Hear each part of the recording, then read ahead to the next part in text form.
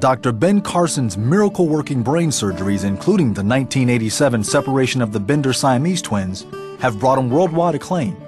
Yet this brilliant neurosurgeon was once at the bottom of his 5th grade class.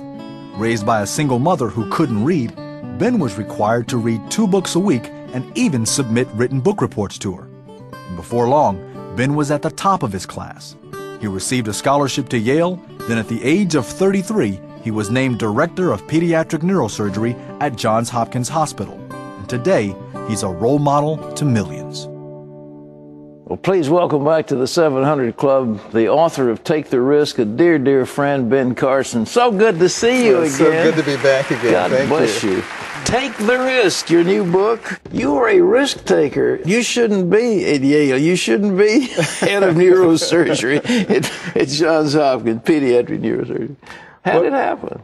Well, you know, fortunately for me, I learned early in life that you have to take risk. You know, and if we really stop and we think about the people in the Bible who did great things, none of them sort of sat in their tent waiting for things to happen.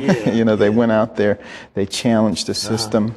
And I think the reason that God gave us these incredible brains is so that we would have the ability to sit there and analyze appropriately which are the risks that are worth taking.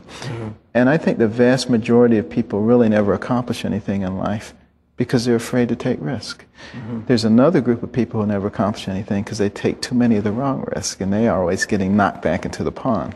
So learning how to analyze them appropriately. And one of the things that I emphasize here is learn to ask the right questions. You know, if you're getting ready to do something, say, what is the best thing that happens if I do this? What's the worst thing that happens if I do it? What's the best thing that happens if I don't do it? What's the worst thing that happens if I don't do it? And just by doing some preliminary question asking, you can eliminate those situations where you'll be saying, oh, why didn't I think of that? And, you know, I believe that's the reason that God gave us these incredible brains. He wants us to engage in those kinds of analyses very much the same way that Jesus did. You took quite a, I mean, you've got conjoined twins and joined at the brain. Nobody had ever separated people like that before. The risk was they'd both died, you'd be disgraced. The upside was you became internationally famous. Did you sit down and weigh those risks? Well, I did actually, and particularly in the second set of conjoined twins in South Africa, because the first set had not done well. They died. And it turns out they had a situation that was incompatible with life. One had all the heart function, one had all the kidney function. And as they grew, the one with the heart function couldn't support them both, so they were in a lot of trouble, and we had to emergently separate them. But it became apparent what the situation was. So they were going to die no matter what happened. When I was asked to come back to work on another set, I was concerned because I was saying, I can't go to South Africa again and have another failure. But I was thinking about me at that point, and I was thinking about the risk to me and to my reputation. And I said, wait a minute, take yourself out and put God in the center, and then ask the questions. And when I began to ask the questions without regard to my own personal reputation, it came out a very different way, and I felt I really had no choice but to go and to lead the team. And it turns out it was fantastically successful. And it really was the first case of complexly joined twins that not only survived but were neurologically intact. And how long were you operating the surgery? In that particular case, it was 28 hours. Stop it! You were there in the operating room for 28 hours? For 28 hours. And at one point during that surgery, the number of blood vessels were so many, and they were so engorged and entangled, and it appeared impossible. And we stopped the operation. We went into conference. I suggested maybe we could cover the area over with skin, come back and cut through, and they would have developed collaterals. But they said, we can't keep them alive. And we went back in there, and I just said, Lord, it's up to you. And it seems like I went into a zone, and we were able to get them separated. And when we finished, one of the twins opened his eyes and reached up for the tube. By the time we got to the ICU, the other one did the same thing. Within 2 days, they were extubated. Within 3 days, they were eating. Within 2 weeks, they were crawling. And now they're in the 5th grade doing perfectly fine. Praise God. Well, I just can't conceive of the delicate nature. I mean, were you somehow gifted by the Lord? I mean, all those veins, those nerves, all those various things you've got to...